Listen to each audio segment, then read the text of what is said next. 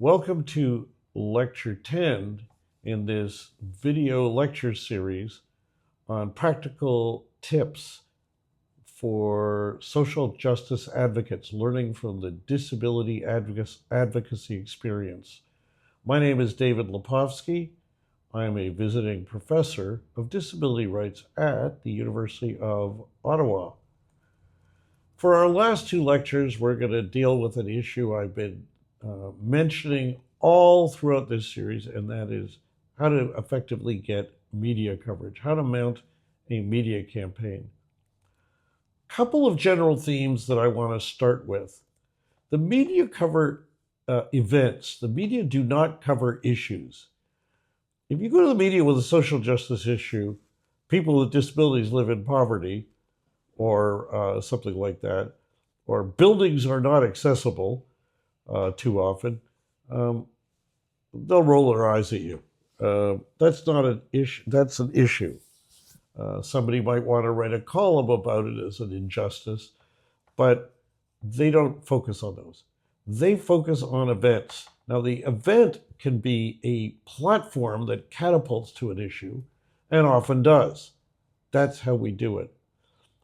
All of this activity over the next two lectures I'm going to talk about are, in their core, advocacy. You are trying to persuade them to cover a story. In the story, you are trying to persuade the reporter and, in turn, their listeners, viewers, or readers of a particular point. It's not in a courtroom, but it's absolutely the same core principles of how to persuade. And as a theme I have mentioned throughout these lectures, whether or not I'm acting as a lawyer when I engage in these activities, I am using the same strategies and adhering to the same ethical principles and credibility building approaches that I use in a news conference as I would use in a courtroom. If a reporter asks me a question, I view it very much, answering it very much comparably to answering a judge's question in a courtroom. What are the goals of undertaking a media strategy? There's the obvious one. If you're trying to persuade the government to change a practice or enact a new law, you're trying to persuade government. You're trying to win public support for your position. You want to, as a specific strategy, speak to the government party's base. That's not that you sit there and say, no, let me talk to those of you who voted for this government, but it's really important as you're doing it to think about particularly convincing the government's base, because if they're with you, the government is more likely to swing with you. Building support within the disability community. Test marketing your message. I will be, throughout the lecture, I've talked about getting a core message or a good headliner to organize under, or to be the theme in a brief you write, or an oral presentation before a parliamentary hearing. Well, in the same way, I'm test marketing it because I need that kind of one-liner that grabs you and persuades you of the justice of our cause when I'm dealing with reporters. And when I see how reporters react, what they grab, what they use, what they put in an article, what makes its way to a headline, that is often for me a really good kind of test marketing of a message and seeing what works.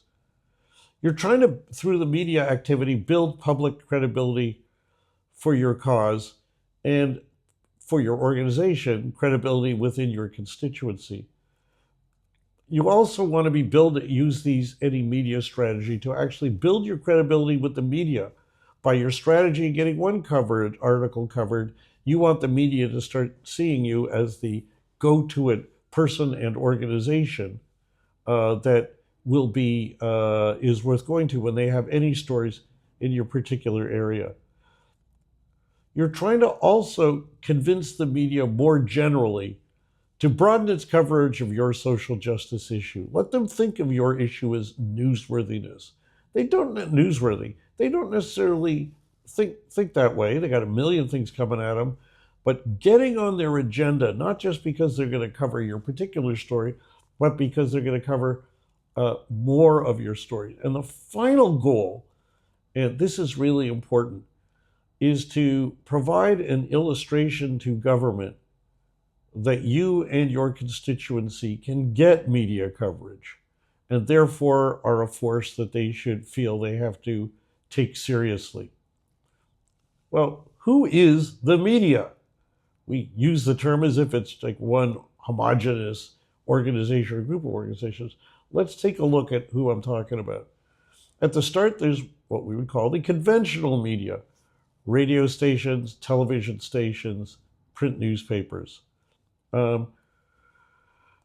These can be include local newspapers that are privately owned, and quite often chain newspapers where they're collectively owned and may be operated with some autonomy in local communities, but have shared coverage across their group. TV stations are virtually always, if not always now, part of some kind of network. Radio stations, similarly, can be part of some broader radio network. The media also, beyond these direct, if you will, retailers of news, there are traditional wire services. The major one in Canada is called Canadian Press, or CP. Now, they are not a separate news outlet that you subscribe to, but they cover stories, and then they are their stories are sold to other media outlets who can print them or use them in their broadcast, either as a standalone or infuse it into an article, so it'll be by both the Canadian Press and the local newspapers or TV station or radio stations, one of their local reporters. As well, when we look to more recent years, there are an additional number of organizations that are part of the media, but not part of those traditional media. One of them are online publications. There are a number of new websites that have developed over the years, which are themselves news outlets. They do include, they employ journalists, they post articles, they look and smell and walk and talk like a newspaper, but they're not a newspaper. They're purely online, including, I might add, papers that used to be in print and which are now only online, such as the many across Ontario that are operated by Metroland, a subsidiary of the Toronto Star. There are then, within the media, news aggregators. That is to say, services that simply aggregate news from multiple sources. If you have an iPhone and you pay for it, there's Apple News. Apple News doesn't have reporters. It aggregates stories from a whole bunch of different publications, print, radio, online, TV, and so on. And for some people, me included, there's something that people will read every day, even multiple times a day, flip through and see what news they're interested in. If a story is printed in the paper, but it may be read by some people, but if it's picked up by Apple News, then it may reach a whole lot more people.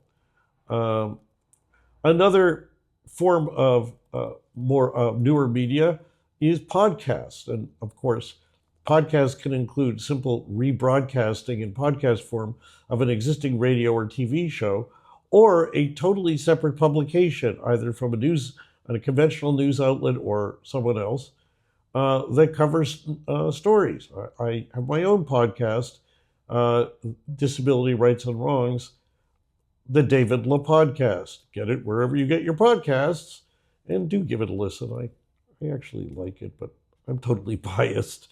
Where you can learn about news relevant to people with disabilities doing advocacy on disability. And then, of course, the final one is social media.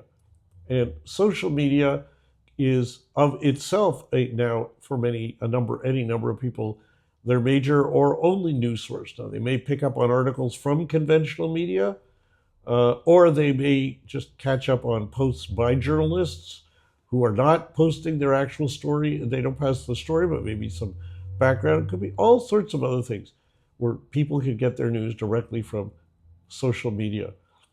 Let me turn now to the structure of the traditional corporate media.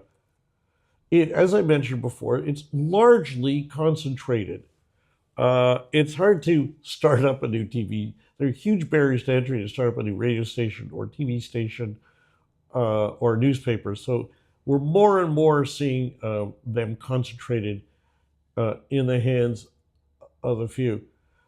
There is a growing number of these online only newspapers and other news sources. I find in terms of the construction or the organization of the corporate media, that there can be a cohort of reporters in a particular beat, such as there's at the Ontario Legislature at Queen's Park, we just say Queen's Park, there's always been a cohort of Queen's Park reporters from major news outlets.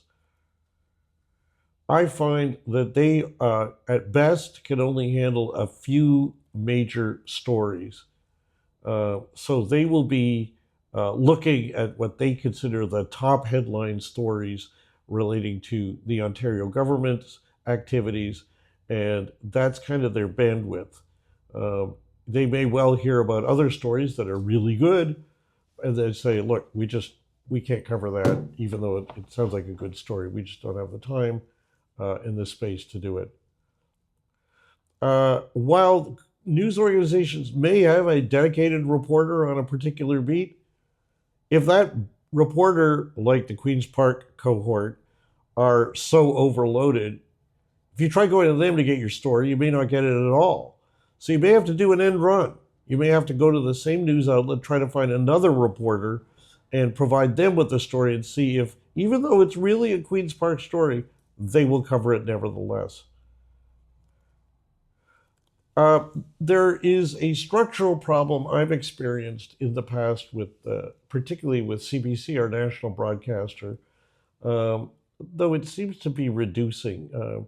For most other news outlets, if you or your organization, especially you individually, have appeared on their media being interviewed before, they can eventually reach the point of thinking of you as the go-to-it person. So they'll call you up when another story comes along, or if you call them up and say, I got another story for you, they're ready to jump on it, potentially, if they see it's newsworthy, and to interview you.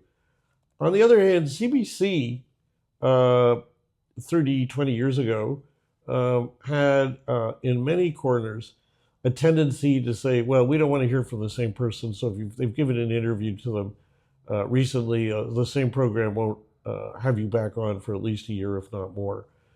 It's uneven in its application. I've seen some of their usual suspects who they have on over and over.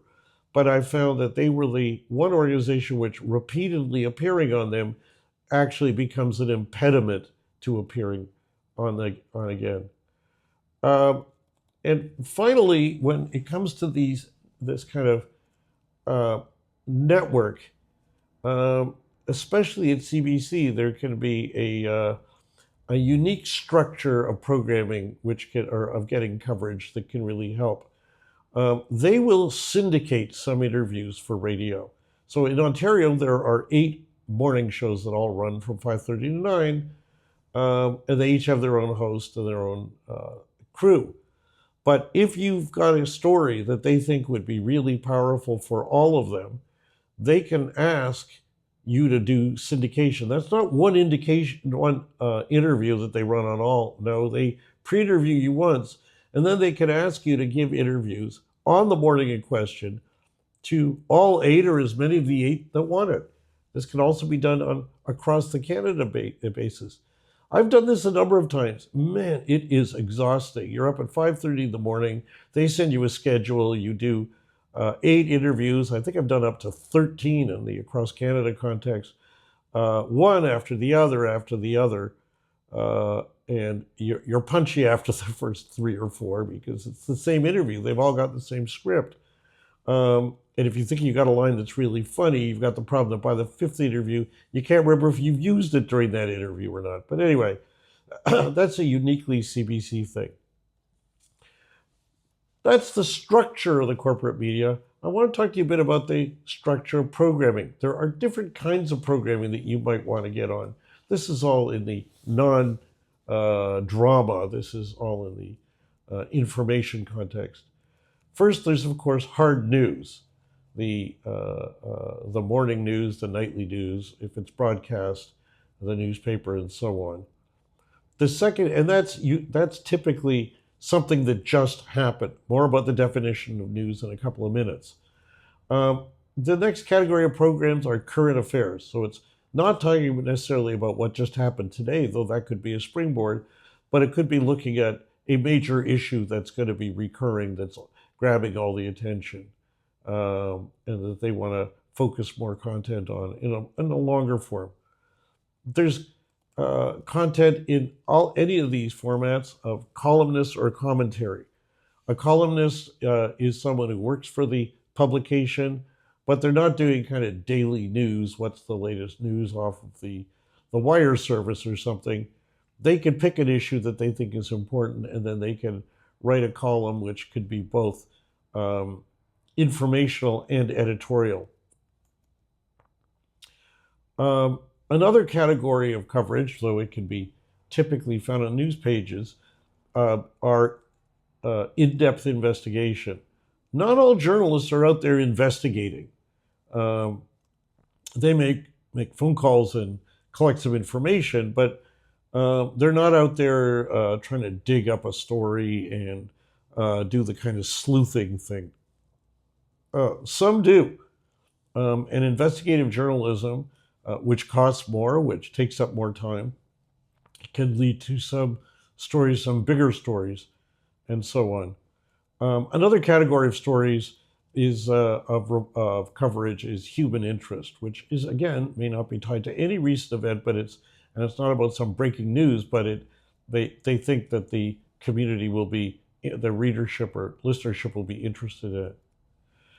And the final kind of program is the kind of call-in or talk radio or interview radio where they have guests on for maybe a half hour or 10 minutes to talk about an issue, and then they may open it up to callers to call in and ask questions.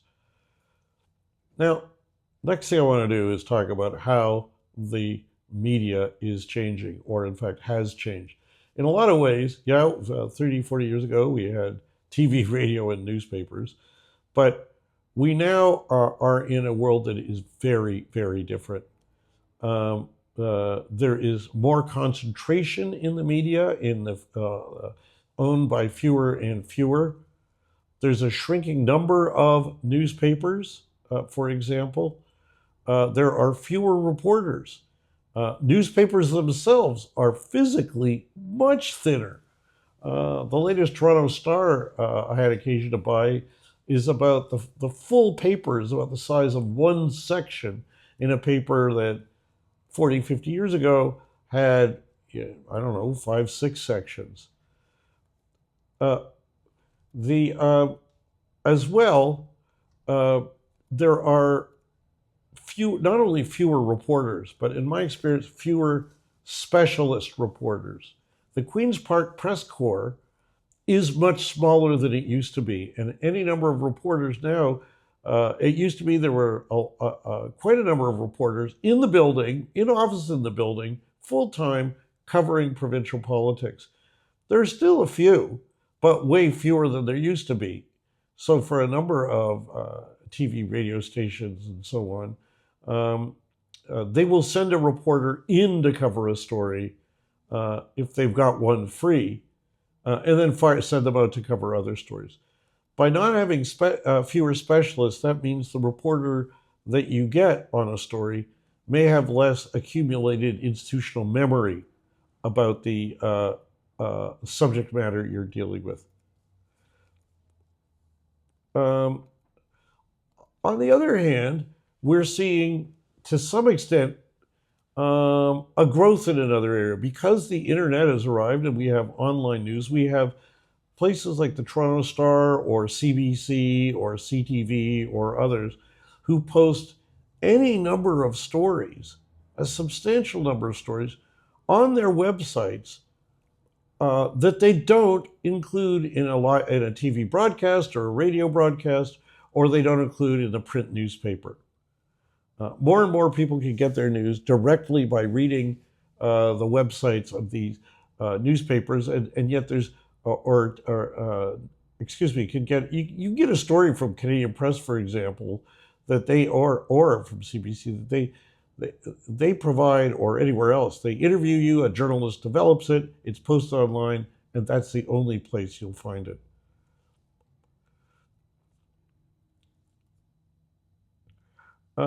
I've even seen a news organization, and this I don't think is unique to them, City TV, where I went to do an interview on their morning show. And so I go to the set and where I do the interview. And then they said, now that you're done, would you mind just coming across the floor? Because we have a separate little studio thing here, and we're going to interview you for our Facebook stream. So it's same TV station, same studio or same room, but I give two interviews on camera, one that's going on broadcast TV, and then another one that goes out on Facebook. I'm finding that with the growth of social media, this is having, and YouTube as a particular form of it, this is actually having effect on how the media cover news. They may not get stories from a conventional news release, more about those later. They may, in fact, I've had any number of reporters call me saying, I've been seeing a lot of chatter on Twitter about this. Or there's a Facebook post that's gone viral on this. Listen to episode 7 of the David Lepofsky, and you'll hear about it, one that went viral and then in Toronto that led to international coverage and major efforts at reform and change. But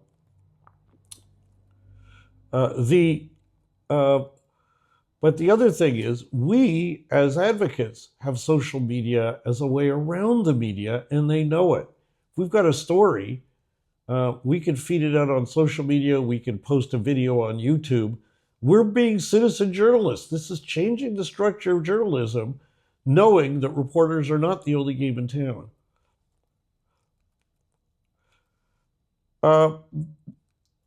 The other major things I want to say that have changed are these. The news cycle has gotten much, much faster. What does that mean? An event happens, a bill's introduced, whatever, you are expected to comment on it extremely quickly, or it's going to be superseded by another story. If you want to get in on a story, you got to move fast.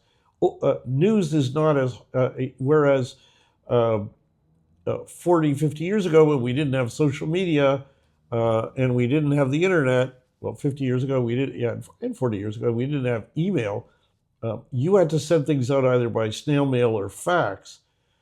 Even fax was speeding things up, but otherwise a news release would take much longer to get to them. Now there's an expectation. You are ready to answer, and you are ready to answer now, whether or not you are. There's an increasing importance of wire services of CP, Canada Press, because journalists the news outlets have so much fewer journalists out there actually reporting. It's more important than ever to try to get a story in Canadian Press.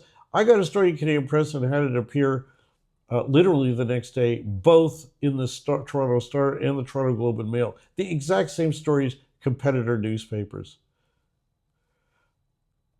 And the last thing I want to say that's changed, headlines have always been written to grab your attention. Now it's gotten even sharper because the media is interested not in just having general audience. They want you reading your eyeballs on their particular story, and they want it now. That's why headlines are written kind of in a stronger kind of clickbait kind of way. If it's a newspaper, there's a headline, your eyes, if you're reading visually, right there. You just read on. In terms of a story online, you got to click it before you can actually read it. They want you clicking it so the headlines, uh, backbencher is about to revolt on the prime minister, but he's not the only one, right? You got to click it. Oh, I wonder who it is. I wonder how many people agree with them. So, how does the media bureaucracy within a news organization decide to run a story? And by bureaucracy, I'm not being denigrating. I'm just saying, what's the path through the organization to get approval for the story? Your entry level may be, or your gateway may be, an assignment editor, and they're usually the person who is where the stories come in, or the person who refers them to other reporters to cover. It may be somebody who's fairly low down on the totem pole within the organization, but they have a kind of preliminary gatekeeper role, but not much more. It could be somebody higher up. You may also have the input go just through through an email portal where they have just a general for stories to come in. If you have a relationship with a news organization, it's good to feed it directly to a reporter you know, but they won't necessarily have discretion to themselves decide if they should cover it. The matter may have to go to the next level, which is the editor, the news editor. Or if it's for a particular program, the producer, the head of the program. And the role of the news editor is really to decide which stories they are going to consider covering and assigning who is going to cover them. Even if the reporter that you talk to thinks it's a good story, that doesn't necessarily make it a story they will cover. They've got to take the case to their news editor and persuade them it's newsworthy. The news editor will be worried not only about whether it's a newsworthy story, but given that they only have a limited number of reporters and cameras that they can send out if it's television, they have to decide how to triage or ration their resources. And they may decide, well, it might be a good story, but we just can't cover it. Or they might just say, let's see if Canadian Press covers it, and if so, we'll just use theirs. Now, some senior journalists actually have discretion over what they cover. That can include columnists, for example.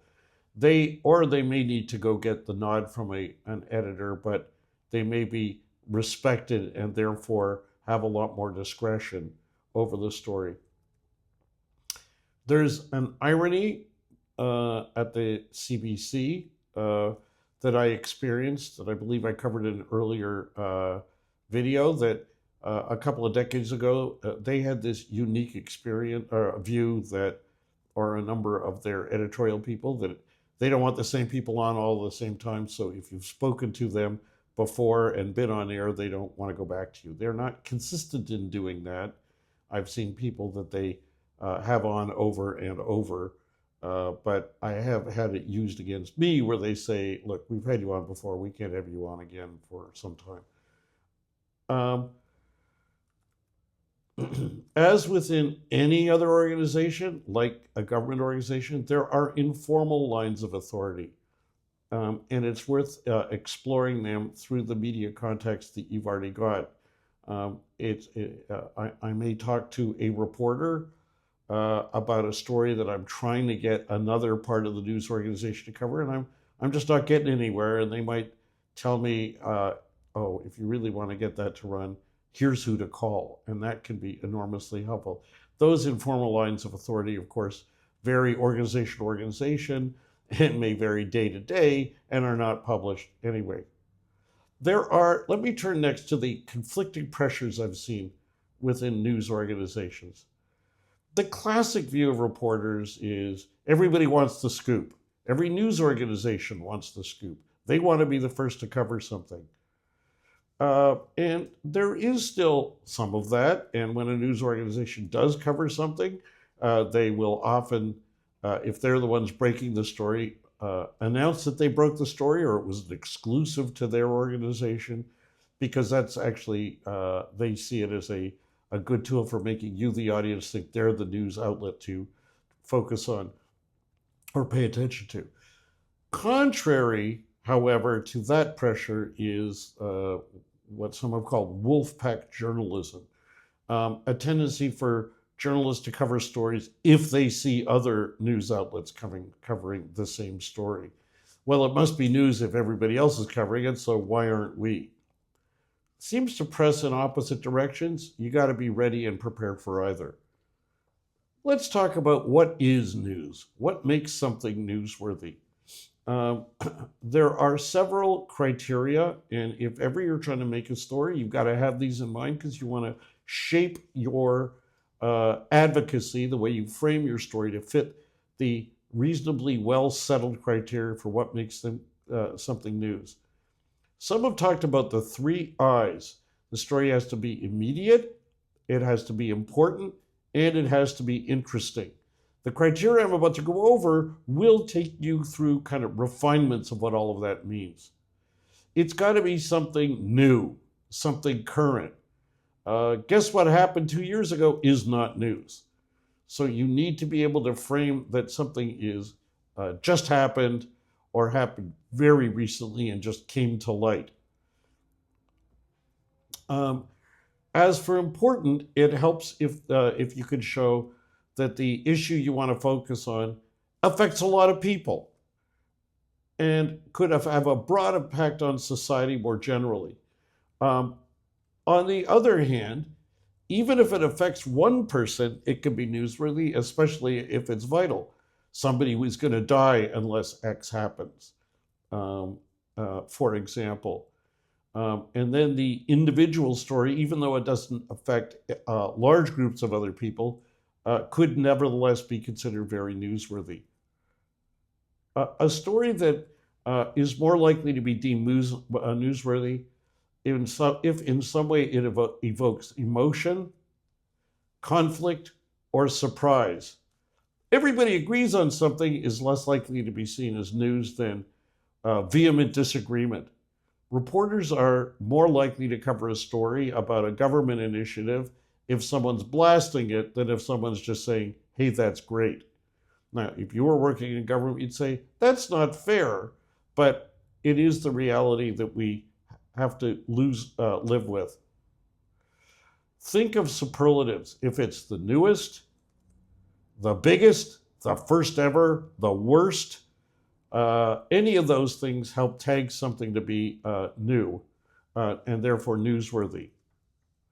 If you can link your story to some current trend that has been getting a lot of news, if the COVID pandemic has been all over the news, being able to link your story to that, saying, well, this has been a big story, but nobody's covered the impact on people with disabilities in relation to X, that helps you build a story or build the case for something as being newsworthy. On the other hand, it may be that if you try to link it too much to a current story, you may find you're less able to get focus on it.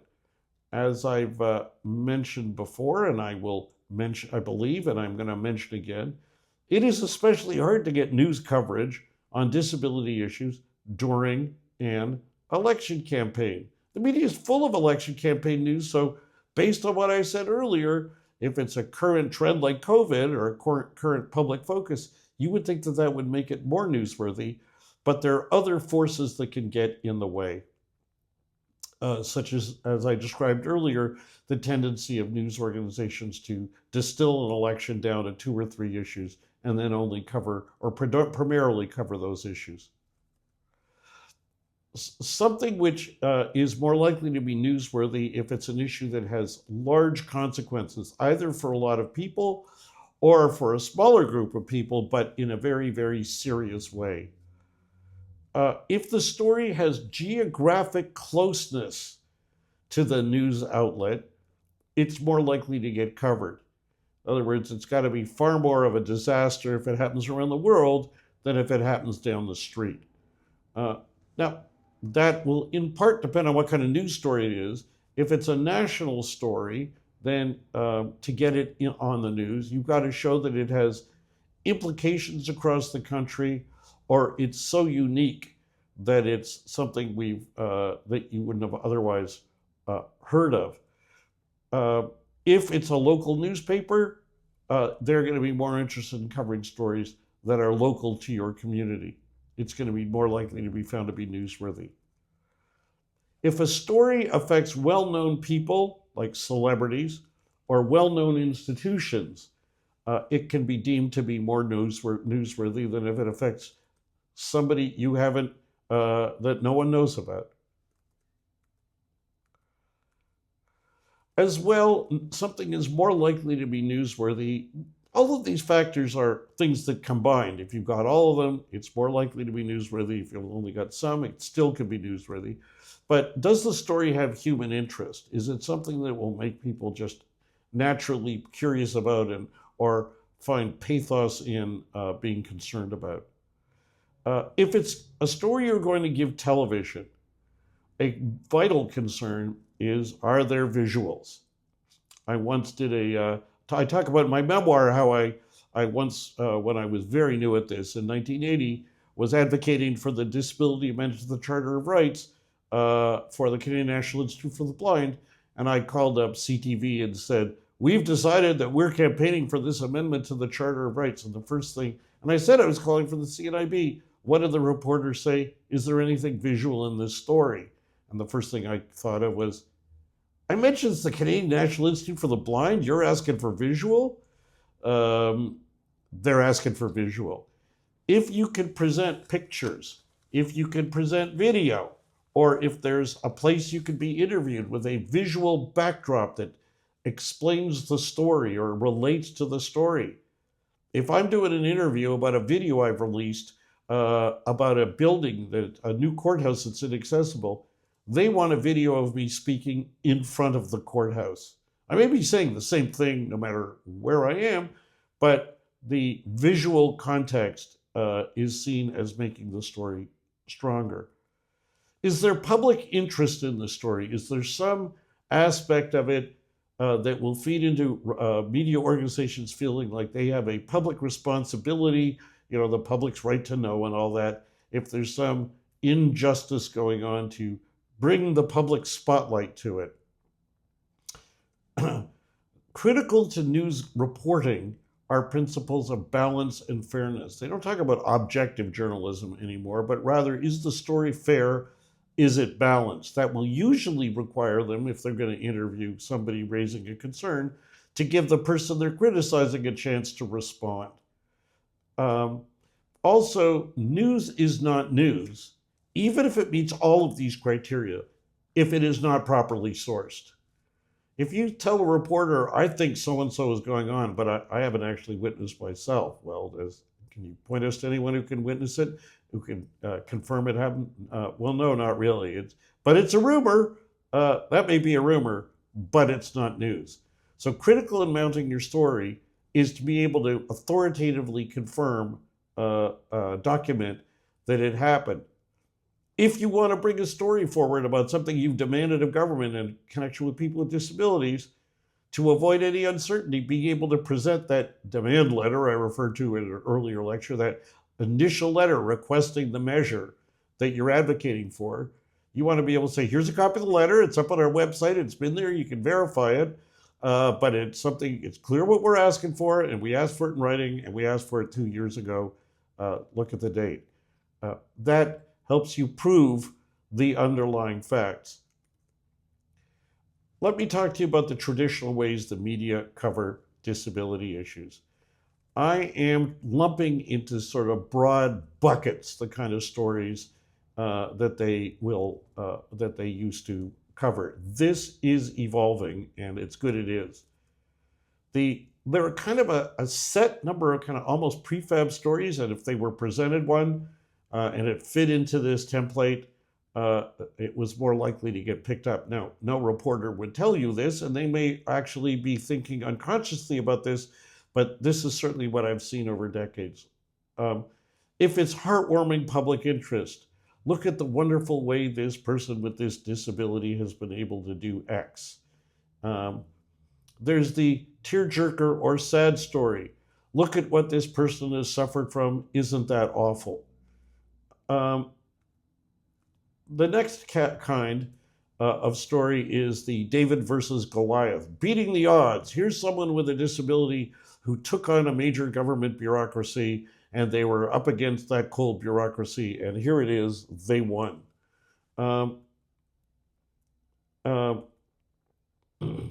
Another kind of traditional story years ago was the story where they might focus in on a wonderful person who has helped people with disabilities overcome terrible things. I know I sound like I'm being disparaging. I am describing these because this is the way things went, and if you didn't fit these, you were out of luck. Then there's the stories that a number of people with disabilities would now describe as inspiration porn.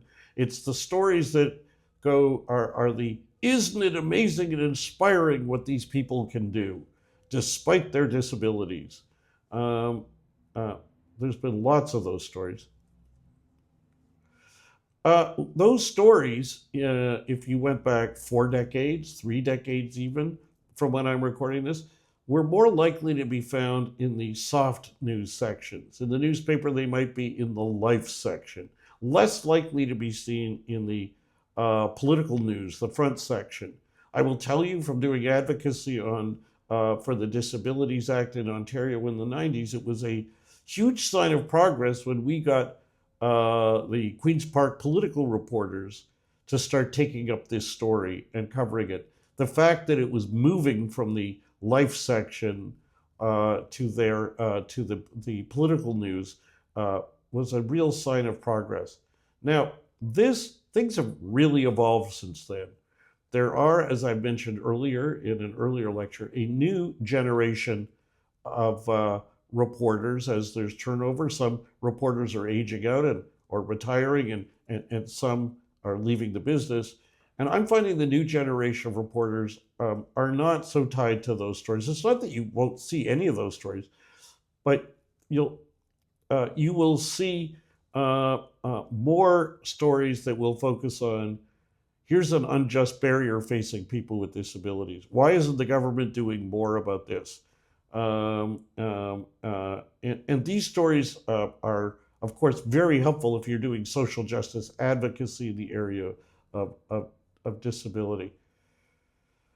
But the old mentality still can be present, and I've seen it.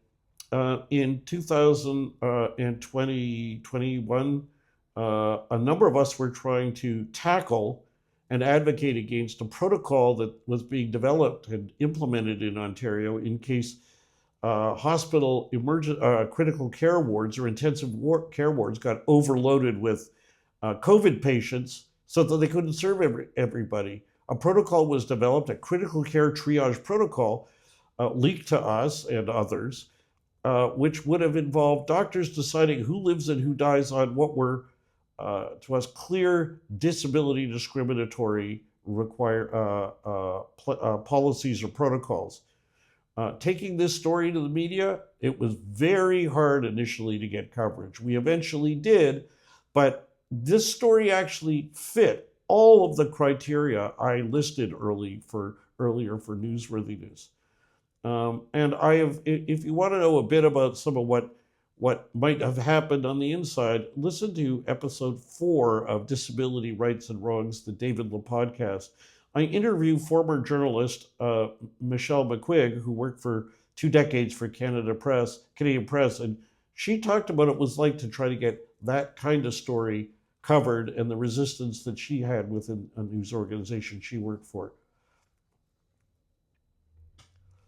Ironically, many of our most important moments in disability social justice advocacy got little or no coverage.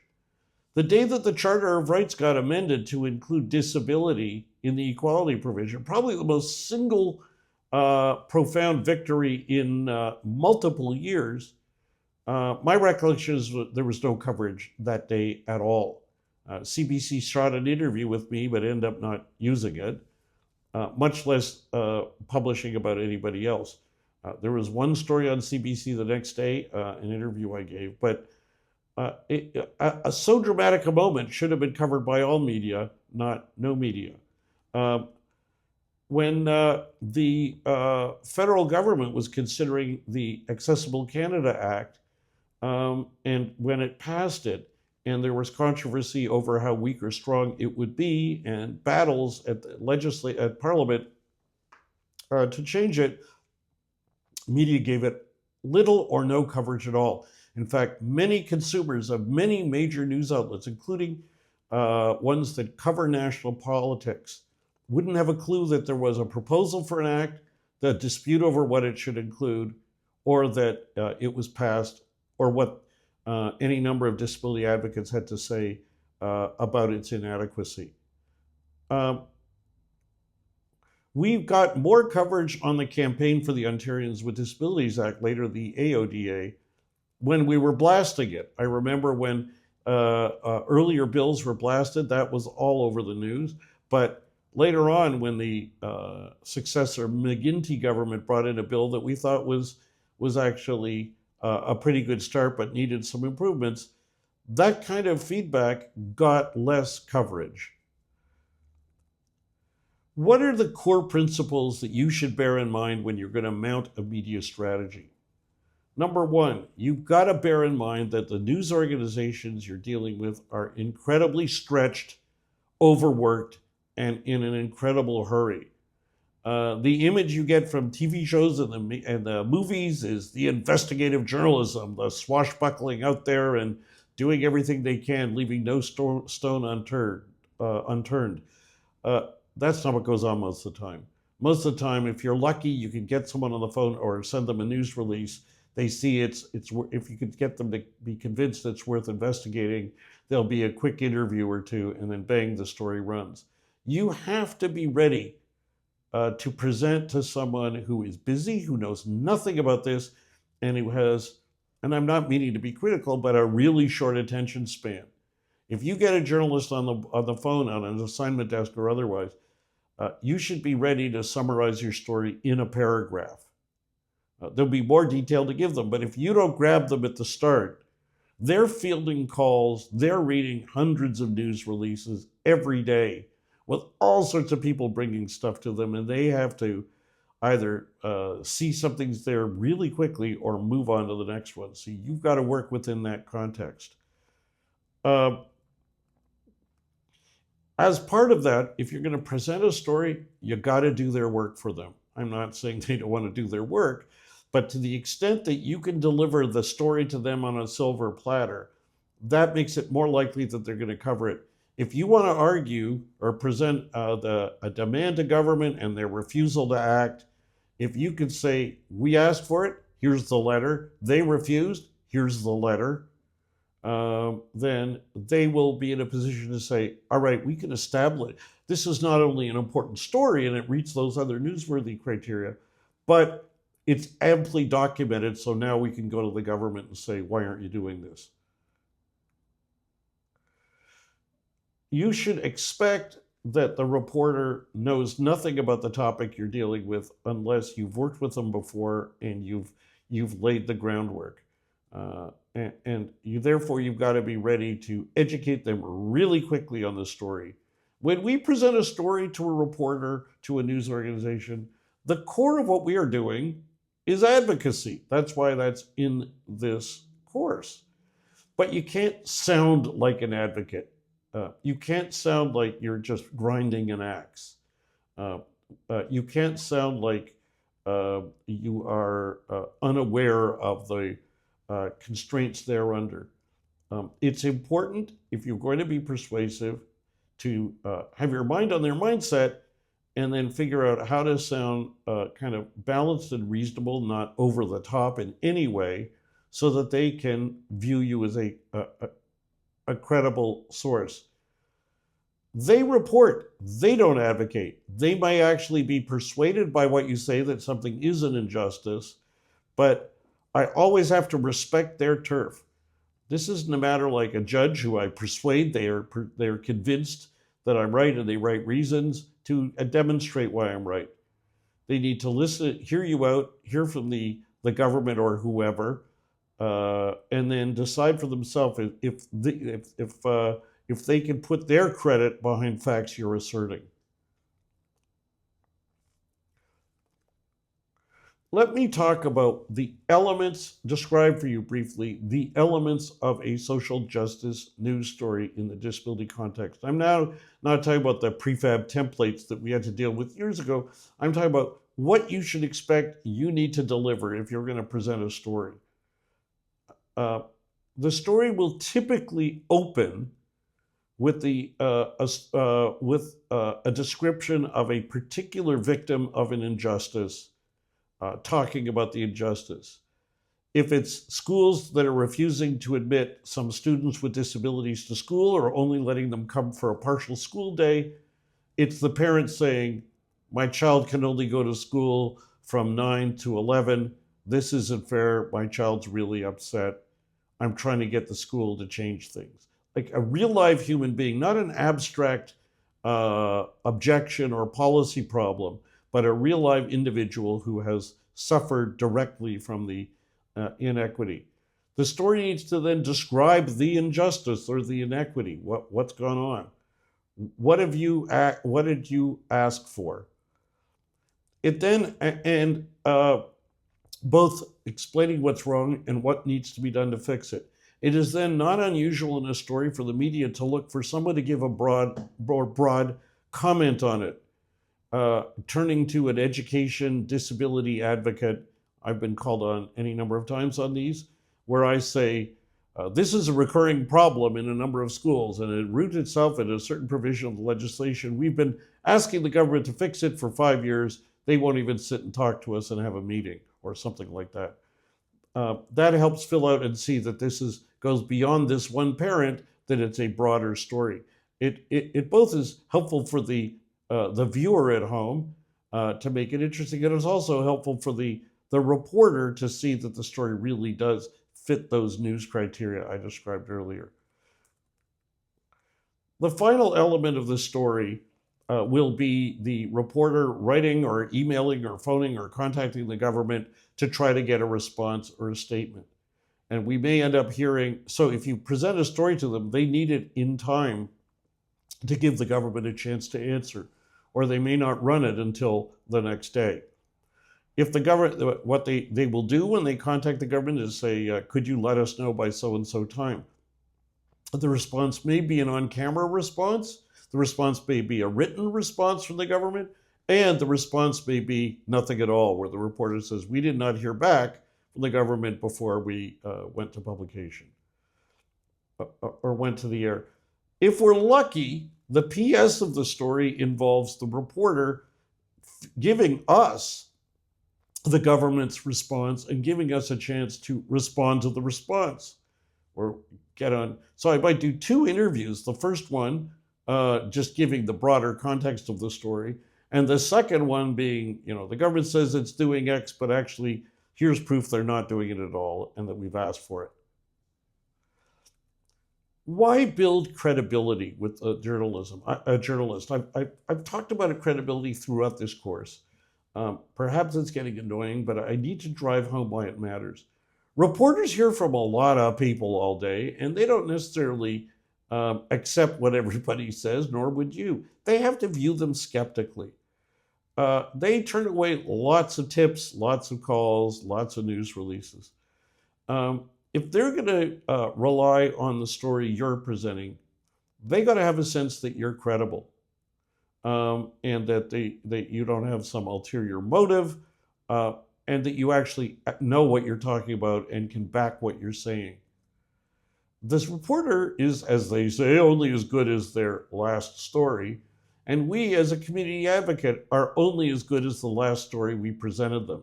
If you've given them a story that turned out that your facts were wrong, they're less likely to trust you the next time. So building your credibility helps get them to accept what you say, not only to benefit you in the case of the the story we're talking about, but future interactions as well. How do you build your credit, or what does a reporter look to for credibility? Well, one, and pretty critically, is what I've already described, being able to document the assertions you're making. Don't take it from me. Here's a statement of what the minister said in the legislature. And if you're really lucky, saying, here's a link to the video where they can jump to and see exactly what the minister said. The next thing that helps with your credibility, rightly or wrongly, is a professional designation. A lawyer, physician. I know that sounds elitist, but nevertheless, it does help. And you'll see in the story, lawyer so-and-so said X, because they view their readership as, or viewership as, viewing them as more credible. Professional designation, in my case, when I've done advocacy since I retired in 2016, being able to say, not only am I a lawyer, I'm a visiting professor at disability rights at the following law school or law schools. That adds authoritativeness to your ability to build credibility. It helps also that you can position yourself within the equality-seeking group. David Lepofsky, who is himself blind, has, and so on. So I'm not speaking about those people with disabilities. I'm speaking about we people with disabilities.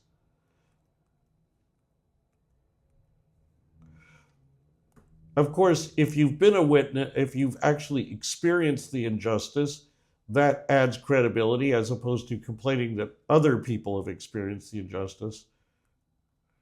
And finally, this is very much like what we experience with expert witnesses in court. If you're trying to persuade the court to accept a particular witness as an expert, it really helps if you can say, have you been qualified as an expert in prior cases? Oh, yes, I've been qualified to give evidence on this very same topic dozens of times. Well, if you've been in the media before, if you've been quoted as a reliable, credible source on the important topic, the fact that you're being quoted again, or that you're seeking to get quoted again, your prior statements, if themselves credible, helps reinforce your credibility this time around.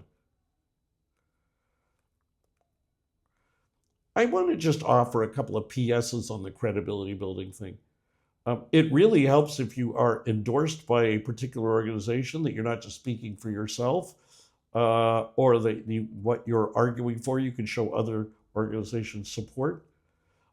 Your credibility is reinforced substantially if you are really careful never to overstate things. And your credibility is also built if a reporter asks you, they may want you to say something. And it may be something you'd really love to say, but if you don't know it for a fact, I will say to a reporter, I think what you're saying is right, but I cannot give it to you as an on-the-record statement because I have no personal knowledge and I've not witnessed it. So I can't, I'm sorry, I can't say that. You might give them an idea of who to ask that could, but that helps build your credibility because that helps them know that you are very careful not to overstate. This is why, in fact, I have found that for me to use lawyer ethics as my standard for my social justice advocacy, it's always worked to my advantage. It's always really helped. There are times I've called reporters to say, look, I got some information for you. I'm not giving you a story right now, but I think this might help you in terms of something you're covering. And if they see that you're trying to be helpful to them, that certainly helps. I've had reporters call me if they're working on a story. Somebody's brought a story to them, and they're not asking me to comment on the story. They're just saying, is this really a problem? And if I know it is, I'll say it is. If I don't know, I'm going to say, look, I don't really know, or I haven't heard about that, but I can't say it's not a problem.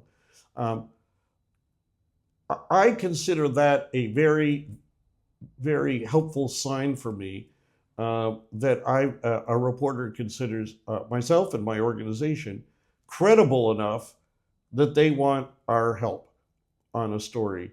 and that we're not doing it for the purpose of getting a quote or advancing our particular cause. We're just doing it to be helpful.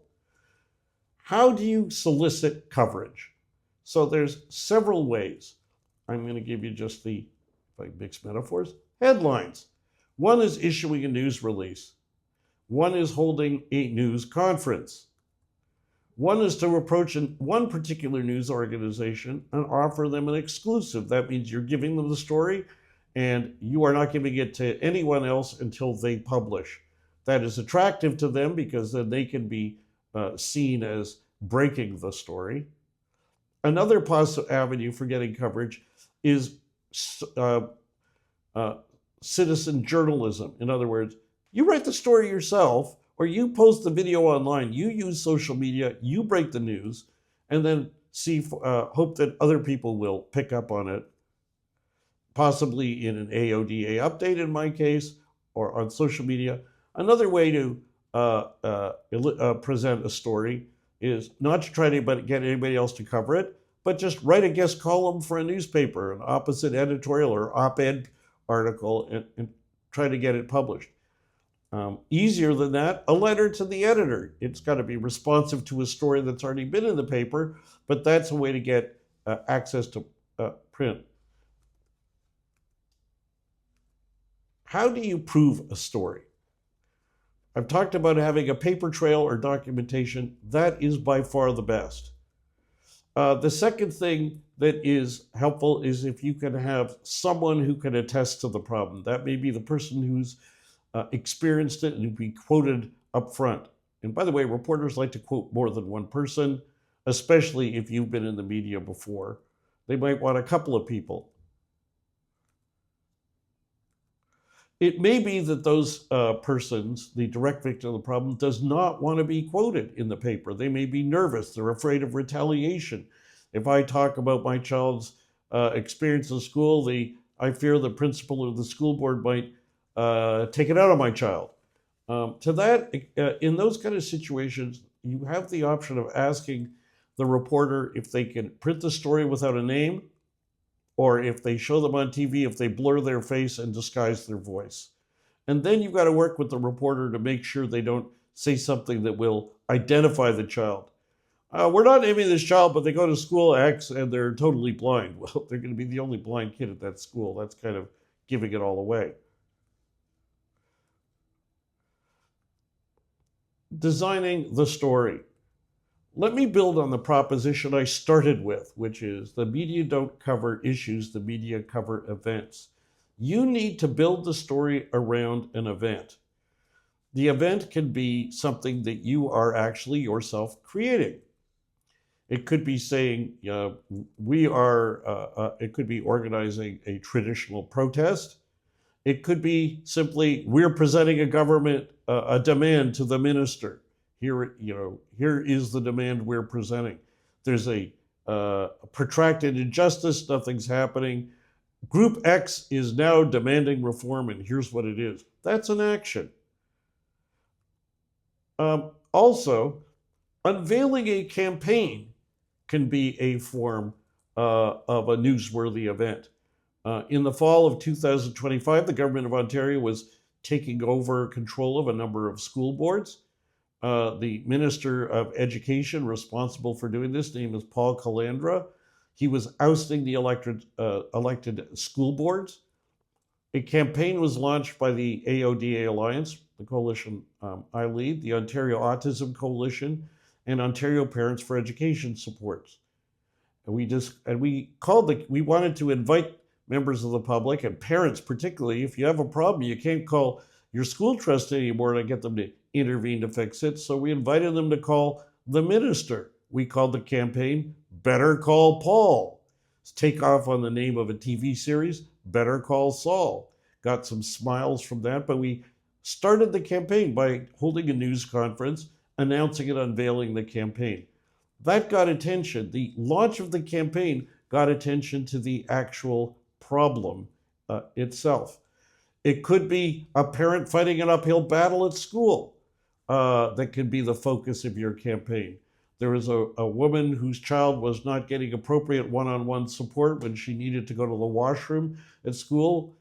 She had a significant disability, and the woman decided she was going to park her minivan in front of the premier's constituency office until she got some action.